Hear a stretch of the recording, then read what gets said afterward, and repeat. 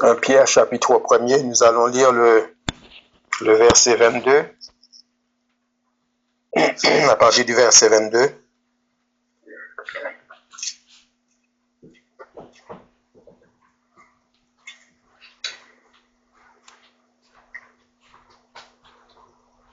« 1 Pierre, chapitre 1er, le verset 22. « Ayant purifié vos âmes en obéissant à la vérité par l'Esprit, pour avoir un amour fraternel sincère.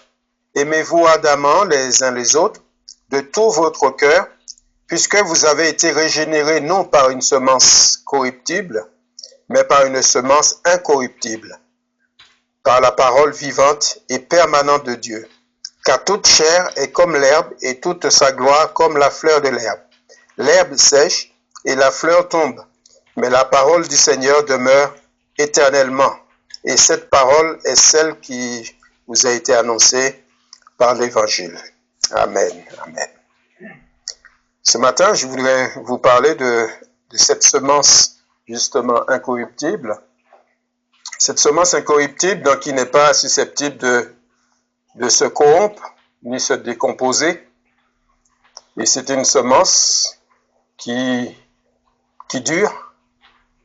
C'est une semence, nous savons bien, la semence, la parole de Dieu. C'est une semence qui va jusque dans la vie éternelle. Mais avant d'entrer dans ce vif du sujet, c'est vrai que Jésus avait enseigné déjà sur la semence, sur les différentes semences, sur le semeur qui sort pour semer. Et quand il sème dans différents terrains. Et le terrain, c'est le cœur. C'est le cœur, comment qu'il est disposé à recevoir la semence, c'est-à-dire la parole.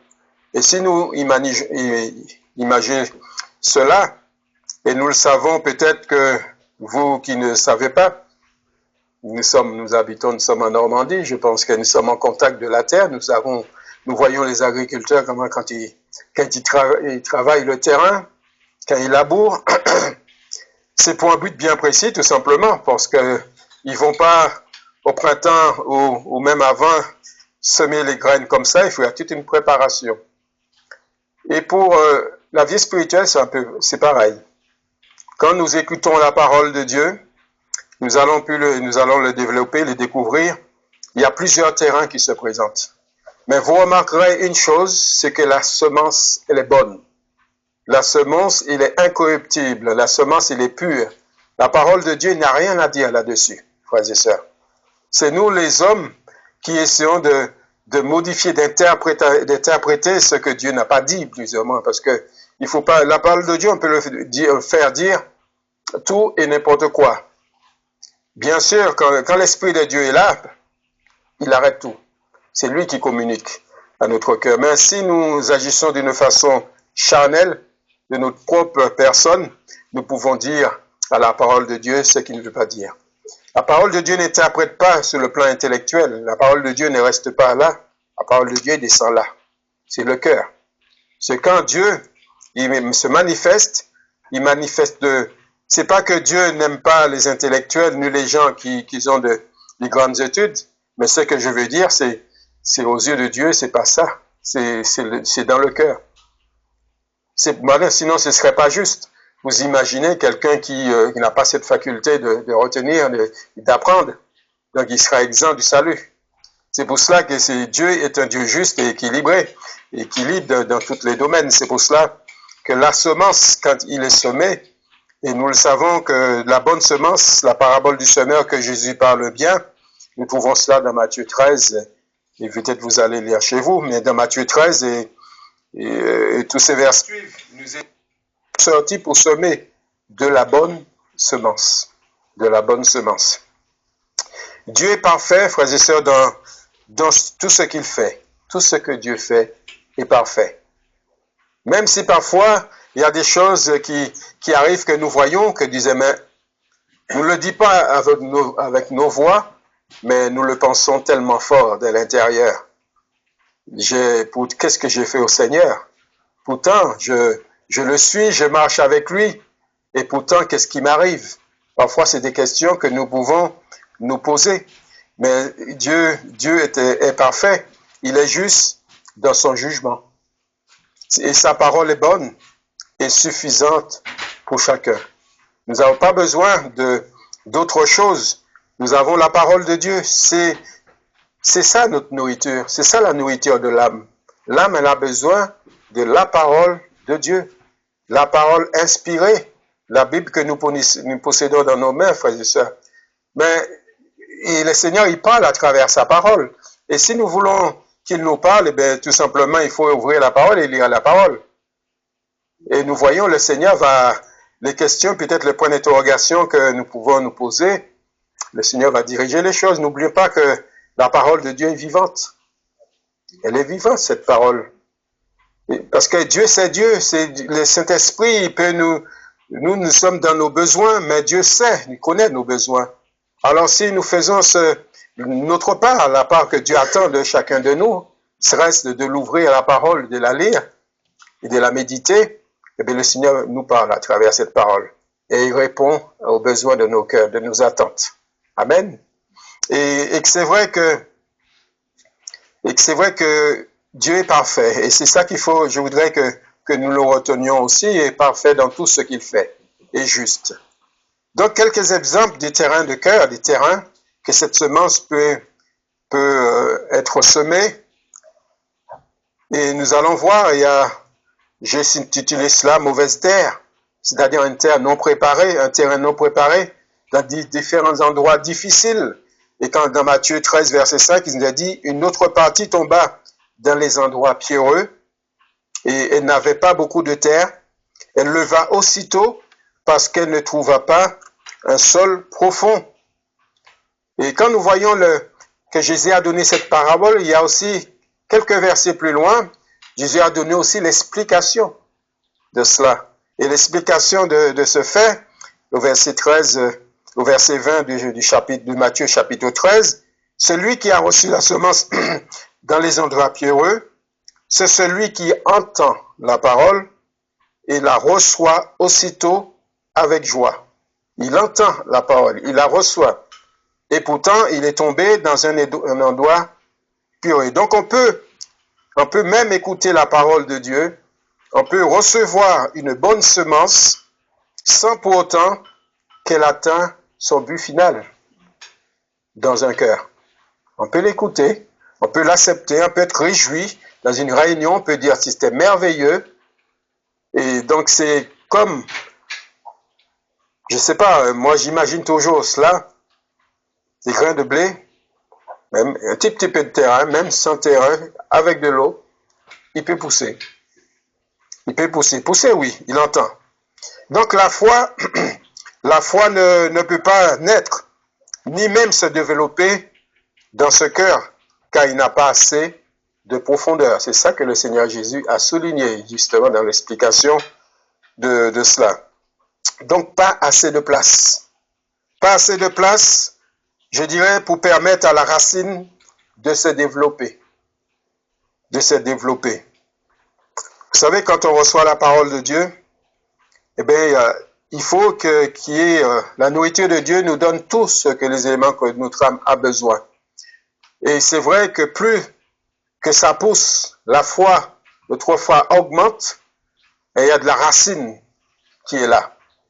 La racine est faite pour quoi, frères et sœurs? Si les arbres n'avaient pas de racine, comment qu'ils tiendront? Serait-ce même s'il y a une petite racine de rien du tout, vous savez, quand il y a une tempête, ils vont dessus, et c'est la racine, ils tiennent quand même, c'est ce qui tient l'élément. Et puis la racine, il y a plusieurs fonctions, bien sûr.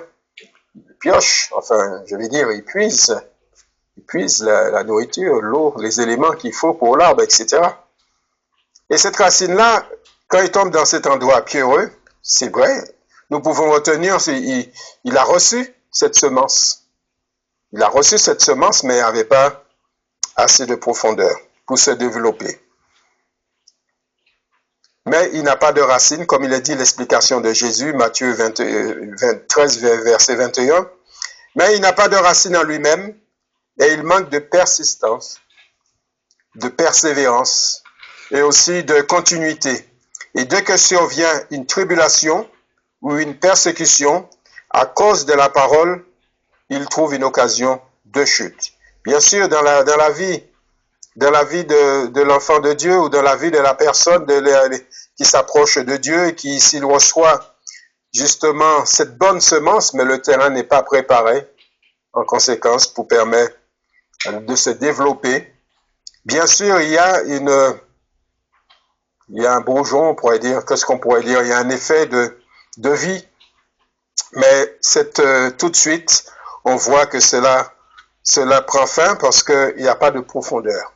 En moins de, comme le Seigneur le souligne, quand il survient une tribulation, une persécution, quand il y a une épreuve dans la vie, donc il n'y a pas de racine, il n'y a pas de force, donc voilà.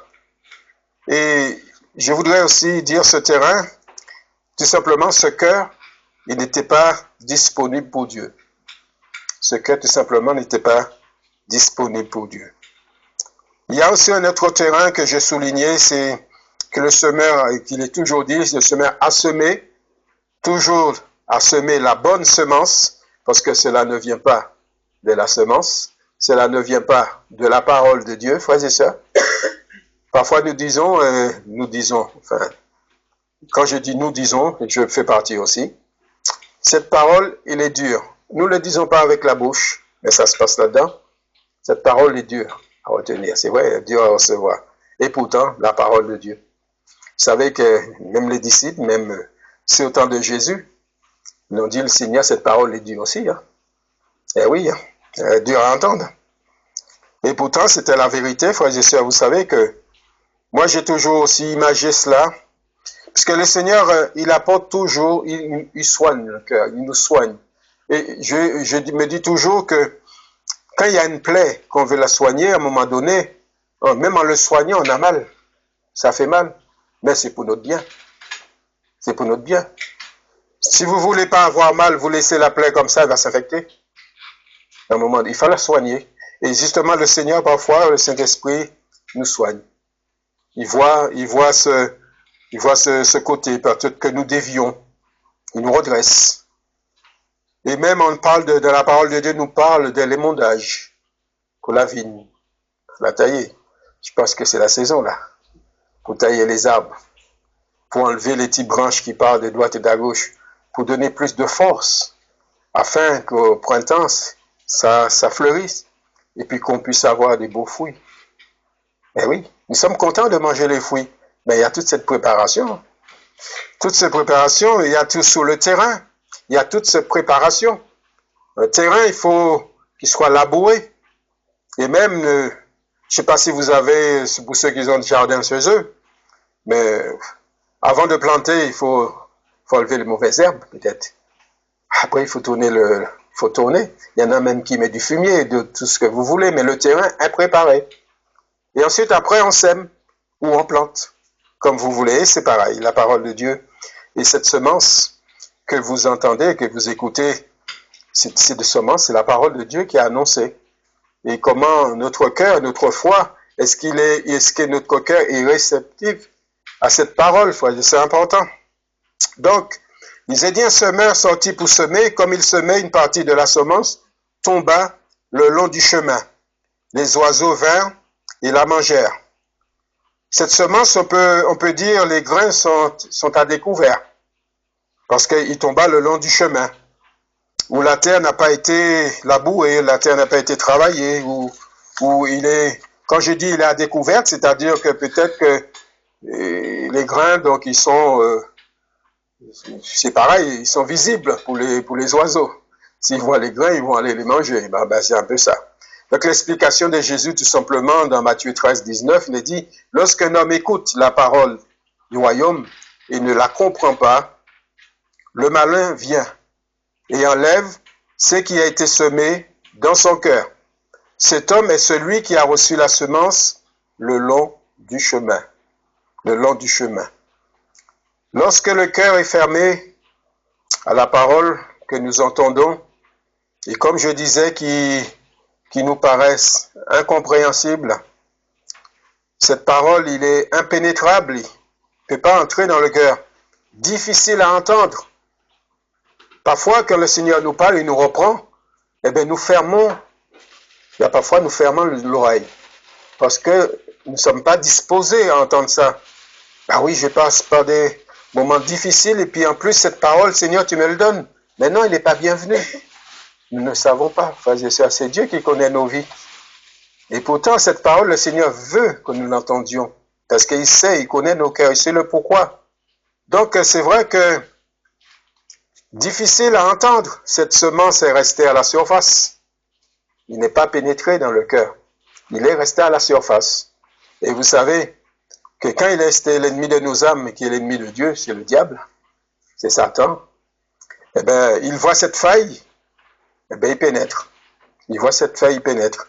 Et c'est pour cela qu'il est dit que les oiseaux, ils viennent manger tout simplement ces grains. Donc, si le malin vient et enlève ce qui a été semé dans son cœur, c'est que Jésus ne faisait pas partie de cette vie. Parce que quand Jésus, il est dans un cœur, si Jésus est dans mon cœur, le malin ne peut pas venir. Parce que la propriété, il est déjà occupé. Vous comprenez ce que je veux dire? La propriété est occupée. Donc le malin, le diable, il peut rôder autour. Il peut essayer, bien sûr, mais il ne peut pas. Parce que Jésus, tout simplement, est plus fort. Si Jésus vient en nous, frères et sœurs, rien ne peut nous enlever notre salut, notre foi ébranlé. Si nous tombons dans cette défaillance, ça viendra de nous. Ça viendra de nous. Parfois, on peut repousser le Seigneur. Seigneur, c'est... laisse un peu. Non? Et quand le Seigneur y vit en nous, si le cœur n'est pas disponible pour autre chose, alors là, le diable peut faire tout ce qu'il veut. Il ne peut pas entrer. Il ne peut pas entrer. Et c'est vrai que la parole de Dieu nous le dit, il nous l'avertit de ces choses que le diable, il rôde, mais vous remarquez bien, il rôde. Il n'est pas dit, le diable prend possession du chrétien. Il rôde, il cherche qui il cherche à dévorer. Mais nous savons, nous sommes sous la protection de Dieu. Dieu est notre refuge, il est notre abri. Nous sommes sous ses ailes, frères et sœurs. Bien sûr, sur cet enclos de sécurité, de protection, si nous le laissons, nous allons de l'extérieur, ça, notre vie va être en danger, notre vie spirituelle va être en danger. Mais si nous restons dans l'enceinte de sécurité que Dieu a tracé pour nous, c'est Dieu, il est là. Ça ne va pas empêcher les problèmes, les tribulations, les épreuves, puisque le Seigneur ne nous a pas dit, vous serez exempts. Vous êtes chrétien, vous allez, rien va vous arriver. Ben oui, on est comme les jeunes, comme les inconvertis. Nous mourrons tous. Ben oui. Si le Seigneur tarde à venir, si le Seigneur vient, allons partir avec lui. Mais si le Seigneur ne vient pas, il sera comme tout le monde. Tu es poussière, tu retourneras à la poussière. Mais ce qui concerne l'âme, c'est différent. L'âme, il sera au Seigneur. Nous sommes sauvés, il sera dans le paradis de Dieu, à la différence des inconvertis, des gens qui ne croient pas. Parce que nous avons fait notre choix pendant nos vivants. C'est pendant nos vivants qu'il faut prendre cette décision de notre âme de savoir s'il va vivre avec Dieu ou s'il va être dans l'enfer, il va être perdu. C'était une petite parenthèse que j'ai pu ouvrir là, et c'est important, et de savoir où on en est. Où on en est. Notre vie, où on en est. Serait-ce la difficulté, serait-ce que les tribulations, serait-ce ce que nous traversons? Je ne dis pas que ce n'est pas difficile, parce que moi j'ai passé aussi des moments difficiles. Quand on perd un être cher, c'est des moments difficiles, frères et sœurs. Mais ça en fait partie. Parce que le Seigneur a dit, tu es poussière, tu retourneras à la poussière. À un moment donné, nous devons partir. Notre patrie, c'est là-haut. Amen. Non, vous n'aimez pas trop quand je parle de notre patrie, c'est là-haut. Mais vous savez que le Seigneur nous prête vie. Vous savez que la volonté de Dieu, c'est que nous soyons bien. C'est de nous faire du bien. La volonté de Dieu, c'est de nous guérir quand nous souffrons. Mais le Seigneur peut faire ce qu'il veut.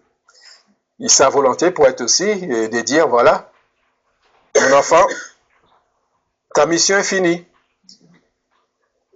Connu dire, ta mission est finie. Vous savez, c'est nous qui lisons notre Bible, nous voyons des hommes de Dieu, ils avaient cette mission, et quand c'était fini, c'était fini. Et oui. Et quand la mission est finie, tu as travaillé, mon enfant, bon et fidèle serviteur, entre dans la joie de ton maître.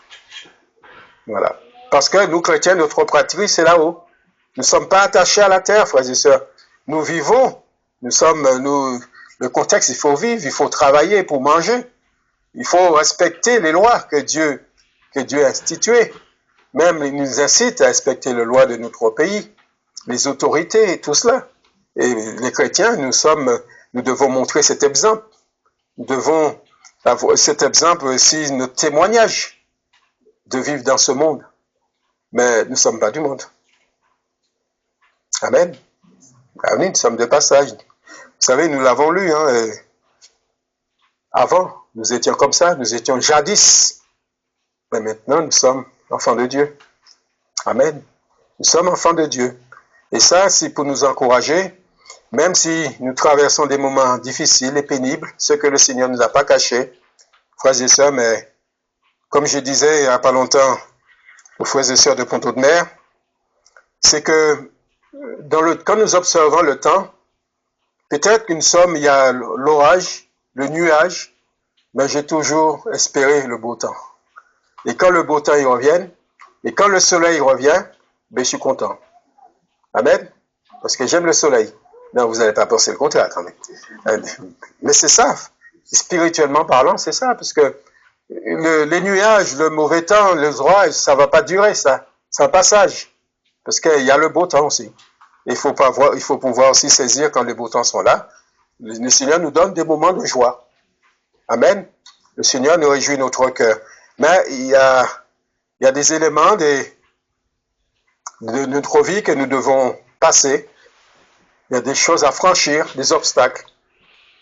Je suis un petit peu écarté du message, mais c'est vrai que le Seigneur, il nous a dit que notre chemin, c'est un chemin étroit. C'est pas un chemin large, qui a des routes goudronnées, qu'il y a pas non, c'est un chemin étroit. Non seulement, oui, c'est vrai, le frère l'a dit, c'est vrai. Et non seulement que ce chemin, eh bien, il monte, il grimpe. Parce que c'est là-haut que nous allons. Donc, nous grimpons. Et sur ce chemin étroit, il y a des embûches. Et oui, il y a des embûches. Parfois, nous restons sur les embûches, mais le Seigneur les épreuve. On passe dessus et on avance. C'est ça la vie spirituelle. C'est peut-être difficile sur cette terre, mais qu'est-ce que le Seigneur nous réserve là-haut? Quand le Seigneur nous dit qu'il n'y aurait plus de souffrance, plus de douleur, plus de chagrin, tout ce que vous voulez. Alors oui, Seigneur, et oui, frères et sœurs, nous espérons cela, et nous le savons. C'est une conviction dans nos cœurs. Et c'est cette parole que nous voulons se dire que le Seigneur, le meilleur est devant nous. C'est ça qu'il faut se dire. Donc, il est dit dans une autre partie, tomba parmi les épines. Les épines y montèrent, ils étouffèrent. L'explication de Jésus dans Matthieu 13, 22, il dit « Celui qui a reçu la semence parmi les épines, c'est celui qui entend la parole, mais en qui les soucis du siècle et la séduction des richesses étouffent cette parole et la rendent infructueuse. » C'est très difficile d'entretenir des jeunes pousses. Vous voyez, quand dans un jardin, il y a des pousses qui commencent à sortir entre les épines. Je pourrais dire les mauvaises herbes, quoi, ou tout ce que vous voulez. Ben, il faut les écarter, il faut les nettoyer, cela. Vous remarquez que, comme pour les autres, la parole de Dieu se fait toujours entendre. On entend toujours la parole de Dieu. La différence, c'est que les soucis de la vie, la course après l'argent, les richesses dans ce monde empêchent la parole de Dieu d'avoir ses effets escomptés, bien sûr, donc ses effets attendus dans nos cœurs, dans un cœur. Vous savez, la parole de Dieu, on peut venir, on peut l'écouter, on peut accepter cette parole, comme je disais, dans un autre terrain, qui peut, on pourrait dire, tiens, celui-là a été touché. Bien sûr, il a reçu la bonne semence. Mais quel était l'état du terrain? Eh bien, l'état du terrain, c'est ça. C'est il est tombé parmi les épines. Mais il faut le nettoyer. Mais cette personne, sur le plan spirituel, eh bien, tout simplement, il y a plein de choses. Quand les épreuves sont là, les ambitions, vous savez que le monde court après l'argent. Notre monde, c'est l'argent, c'est ça qui fait tout ce que vous voyez, toutes les publicités, tout ce que vous voyez, c'est l'argent.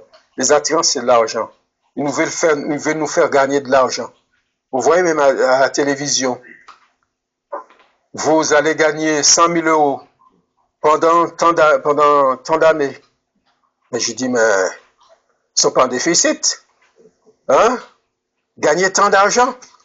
Mais ça qu'ils ne disent pas, c'est que pour gagner tout ça, il faut qu'il y ait 25 millions d'écoutes de téléphone. Ben oui. Donc, les gens ils courent après l'argent. Et vous savez, la parole de Dieu, elle est claire là-dessus, frères et sœurs, et ce verset que je vais lire pour vous, dans 1 Timothée chapitre 6, verset 10, « Car l'amour de l'argent est une racine de tous les maux. » Il est ajouté, « Et quelques-uns, en étant possédés, se sont égarés loin de la foi, et se sont jetés eux-mêmes dans bien des tourments. » Ça, c'est un avertissement de la parole de Dieu. Nous le savons, le Seigneur nous le dit, nous chrétiens, on le sait. Mais cela ne veut pas dire que c'est interdit d'avoir des biens. Ce n'est pas interdit d'avoir un bon revenu, un bon travail, bon revenu, tout est lié. Ça n'est pas interdit de... Mais le Seigneur nous dit, il ne faut pas courir après ces choses. Il ne faut pas que ça passe devant le Seigneur. Il ne faut pas que ça passe devant le Seigneur. Et c'est vrai aussi que même si nous avons beaucoup, il faut aussi regarder ceux qui n'ont pas beaucoup, peut-être les malheureux, et puis aider. Hein. Ah oui.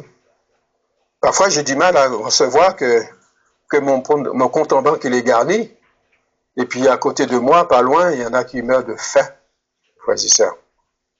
Et oui, bien sûr, vous allez me dire qu'on ne peut pas répondre aux misères de tout le monde, mais ce que si le Seigneur a mis dans mon cœur, il faut faire ce geste, qu'il faut faire quelque chose, je dois le faire. Et si je ne le fais pas, c'est un péché. Enfin, c'est le Seigneur, c'est un péché, c'est-à-dire que le Seigneur va me demander des comptes à ce sujet. D'accord? Donc, la semence tombée, nous allons arriver dans la bonne terre. Parce que c'est bien, il tombe dans des mauvaises terres, mais à un moment donné, quand la terre, le terrain, le cœur est préparé, et il y a aussi le résultat. Donc, une partie tomba dans la bonne terre et donna du fruit, un grain 100, un autre 60, un autre 30. Et le Seigneur donne toujours son explication. Le Seigneur Jésus dit, celui qui a reçu la semence dans la bonne terre, c'est celui qui entend toujours. Il entend la parole et la comprend. Là, il y a un autre mot. Il la comprend. Il entend et il la comprend. C'est-à-dire son cœur est ouvert. Le terrain est préparé. Il est disponible. Il attend et il écoute le conseil de son Seigneur. Alors, il porte du fruit. Un grain en donne 100, un autre 60, un autre 30. Lorsque la parole de Dieu, donc la semence incorruptible, atteigne un cœur disponible et perceptible, alors, oui, cette semence a tous les éléments pour la permettre de se développer dans nos cœurs. Il y a tous les éléments. Le terrain est préparé, tout est fait, voilà, et cette semence tombe en terre, dans la bonne terre. Alors oui, s'il y a tous les éléments, les ingrédients exactement, l'ingrédient, eh bien, qu'est-ce qu'il fait? Il va faire comme les autres, ils vont pousser, mais le terrain bien préparé, les racines vont se développer, il va avoir de la profondeur. C'est ça la vie du chrétien.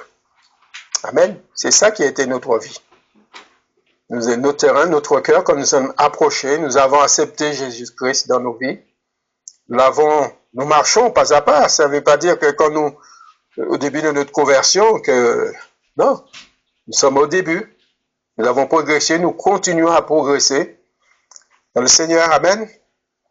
La parole de Dieu, cette semence incorruptible, il atteint un cœur disponible. Et cette semence incorruptible, elle Je dirais, elle est saine, cette semence, elle est de bonne qualité. Elle est de bonne qualité. C'est une nourriture que l'âme a besoin. Notre âme a besoin de la parole de Dieu. Parce que la parole de Dieu, si vous voulez, frères et sœurs, elle est vivante, comme je disais. Elle est efficace. Elle est permanente aussi. C'est une parole, donc c'est une semence qui régénère tout notre être entier. C'est important de lire la Bible. C'est important d'ouvrir la parole de Dieu et de la lire. Il nous régénère. On apprend tout le temps. Le Seigneur nous permet de grandir. Il y a des choses que nous ne comprenons pas ou peut-être que nous sommes restés sur quelque chose que nous croyons que c'était ça. Et quand nous la lisons, le Saint-Esprit nous dit, voilà, c'est comme ça. Et nous progressons. Et notre foi, il progresse.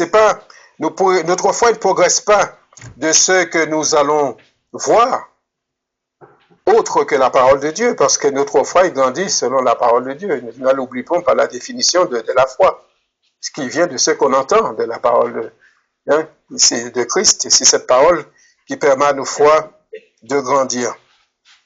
Alors oui, frères et sœurs, cette parole est efficace et permanente. C'est une semence qui régénère tout notre être. Et le résultat, c'est qu'on porte du fruit. Et on voit le fruit.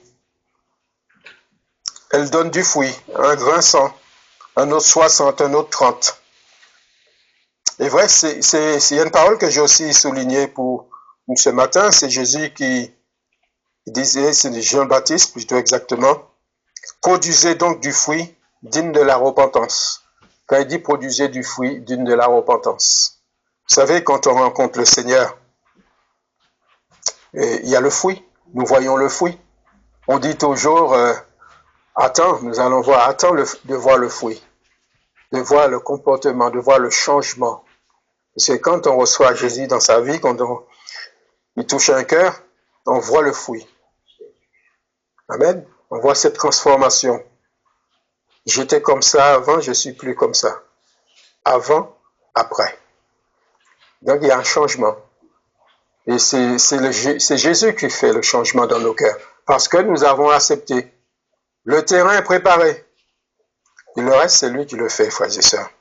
Donc le fruit se dégage de l'enfant de Dieu. C'est le même fruit qui ressort de Jésus. Et nous savons quand le Seigneur il parle du fruit, le fruit. Donc nous savons que c'est le fruit de l'esprit. Il y a le fruit de l'esprit. Et dans le fruit, quand il parle du fruit de l'esprit, il est composé de quoi? De plein de choses. Il y a plein de choses que nous trouvons dans l'enfant de Dieu. L'enfant de Dieu est plein d'amour. C'est l'amour. L'enfant de Dieu, on retrouve la joie. Parce que Jésus est la joie. Amen. Parce que Jésus vit dans ma vie. Donc Jésus, même si extérieurement, je ne peux pas être triste, mais je passe par des moments difficiles, mais j'ai Jésus dans ma vie. Donc j'ai la joie dans ma vie. Donc c'est vrai que les gens, le monde ne comprennent pas cela. Ils ne comprennent pas. Parfois, quand il y a une animation, qu'on apporte notre chair, eh ben, je me rappelle quand ma mère était décédée, je disais, mais j'ai cette joie. C'est pas que j'ai la joie que ma mère est décédée, mais j'ai la joie parce qu'elle est sauvée et qu'elle ne souffre plus. Ben oui, parce que j'avais plus de peine de la voir souffrir. Mais je n'ai pas dit que j'ai prié pour que le Seigneur le prenne, parce que c'est Dieu qui décide toutes choses. Mais quand elle est partie, frère et sœur, j'ai dit franchement, j'étais comme joyeux, content de savoir surtout qu'elle était sauvée. Alors je disais, oui, merci Seigneur. Merci, elle ne souffre plus. Oui, c'est le Seigneur le fruit de l'esprit. Il y a tout ça, il met cette joie en nous. Il met aussi surtout la paix et la patience que nous connaissons, la bonté, la bénignité, la fidélité et cette douceur aussi, cette douceur et la tempérance. Donc, tout cela, ce fruit, et oui, vous savez, quand on reçoit de Jésus, quand Jésus nous visite, nous sommes appelés à porter du fruit. Nous sommes appelés à porter du fruit. Il faut des résultats. Donc, pour avoir du résultat, il faut une continuation, il faut une progression pour porter du fruit. Nous savons que c'est le Saint-Esprit qui qualifie. C'est le Saint-Esprit qui qualifie, c'est le Seigneur Jésus qui baptise de l'Esprit. Il baptise du Saint-Esprit. Il nous communique aussi ses dons, comme il le veut, selon la mesure de chacun. Un grain 100, c'est un grain 60 et plus. Même celui qui a reçu 100 et celui qui a reçu 60, il ne faut pas qu'il soit jaloux de celui qui a reçu 100. Selon notre capacité, vous savez, même nous qui prêchons la parole, il y a des choses que je ne peux pas vous communiquer, vous dire, parce que je ne l'ai pas reçu. Tout simplement. Il y a des choses, peut-être quelqu'un d'autre va vous le dire, parce qu'il a reçu autre chose. Donc nous avons reçu selon le degré différent. Et c'est vrai, ce qui est important pour Dieu, c'est que nous portons du fruit. Chacun pour sa part. Donc la semence, je vais essayer de ne pas être trop long. Je voudrais bien terminer sur cette pensée. Comme il dit, heureux l'homme qui ne marche pas selon le conseil des méchants, mais qui trouve son plaisir dans la loi de l'Éternel et qui la médite jour et nuit. Il est comme un arbre planté près d'un courant d'eau qui donne son fruit en sa saison. La nourriture est spirituelle. L'homme qui lit la parole de Dieu, qui la médite, il est comme cet arbre planté, ses racines. Vous savez, quand la racine il est dirigé vers l'eau, mais l'arbre est tranquille. Et il y a même une autre parole qui dit qu'il ne souffre même pas de la chaleur quand elle vient. Et son feuillage reste vert, malgré la chaleur. Et oui, c'est ça, frères et sœurs. Ça ne veut pas dire que nous ne connaîtrons pas des moments difficiles dans notre vie, mais nous savons si nous restons enracinés en Christ, notre racine, il a en profondeur, et que nous, vraiment, cette semence, que nous puissions avoir les terrains disponibles, bien disponibles pour recevoir de Dieu. Il y a une chose que je voudrais aussi souligner, c'est qu'après avoir semé, après cela ne dépend pas de nous. Nous n'avons aucun mérite. Vous savez, sur ceux qui apportent la parole, c'est ceux qui témoignent. Il dit encore, il est du royaume. Il dit encore, il en est du royaume, de Dieu, comme quand un homme jette de la semence en terre, il est ajouté qu'il dorme ou qu'il veille, nuit et jour, la semence germe et croît sans qu'il sache comment. Vous voyez, la semence, nous pouvons semer. Là où je vais dire, c'est que ici la parole de Dieu doit être semée, bien sûr, il doit être prêché. Après, cela ne dépend pas de nous. Cela ne dépend pas de nous. C'est l'affaire du Seigneur qui fait germer. Bien sûr, si tous les ingrédients sont là. N'essayons pas, frères et sœurs, de faire la part de Dieu. N'essayons pas de faire la part de Dieu, nous vouloir combler en remplaçant le Saint-Esprit. Ça, il faut faire attention aussi. Parce qu'il y a des secteurs que on n'aime pas le silence. Et pourtant, il y a le mauvais silence, mais il y a le bon silence. C'est pas parce qu'à chaque fois de nos rassemblements qu'il faut toujours du bruit, toujours de... Non, non. Vous savez que le Seigneur, c'est le cœur, que je disais. Ça ne sert à rien de vouloir remplacer, parce que c'est trop calme, de remplacer par les émotions, par tout ce que vous voulez. On ne remplace pas le Saint-Esprit. C'est le Saint-Esprit qui fait son travail. S'il veut un moment de silence, il fait un moment de silence. S'il veut que les frères et sœurs, les louanges se puisent, et je veux dire, s'exclament, alors oui, il fera. Tout dépend de notre cœur. Si je suis venu avec un cœur pour servir, pour donner, le Seigneur servira de moi. Il permet que voilà. Mais ce n'est pas nous qui prenons la place de Dieu, ni qui nous prenons la place du Saint-Esprit. Rappelons que c'est le Saint-Esprit qui convainc de péché, de justice et de jugement. Ce qui se passe dans un cœur, c'est le travail du Saint-Esprit. Même si je témoigne à cette âme, même si je le fais venir dans la maison du Seigneur, je le fais venir, je l'invite, je montre la direction, le chemin à suivre. Je lui montre parce qu'il vient. On parle de Jésus ici, si tu peux venir écouter, etc. Mais c'est le Saint-Esprit qui touche le cœur. Et cela ne me regarde pas. C'est pas mon affaire. À chaque fois de leur rabâcher les paroles, je vais l'agacer, bien sûr, la personne. Et je ne vais pas faire le bon travail dans la bonne. Non, c'est le Saint-Esprit. Tu as fait ton travail. Le terrain est bien préparé. Tu as montré la direction. Alors le Seigneur va agir. Amen. Que Dieu soit béni. Donc, je voudrais aussi, donc, frères et sœurs, terminer par cette parole aussi. Si quelqu'un m'aime, il gardera ma parole. Et mon Père l'aimera. Nous viendrons à lui et nous ferons notre demeure chez lui. Nous trouvons cela dans Jean chapitre 14 et le verset 23. Il est dit aussi dans 1 Pierre chapitre 1 verset 25, mais la parole du Seigneur demeure éternellement. Et cette parole est celle qui vous a été annoncée par l'Évangile. Les cieux et la terre passeront, mais la parole de Dieu ne passeront pas, elle demeure éternellement. Alors, que le Seigneur soit béni, que nous encourage, que nous puissions continuer le chemin, frères et sœurs, et c'est vrai,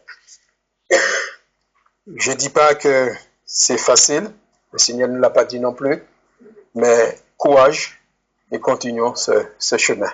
Amen.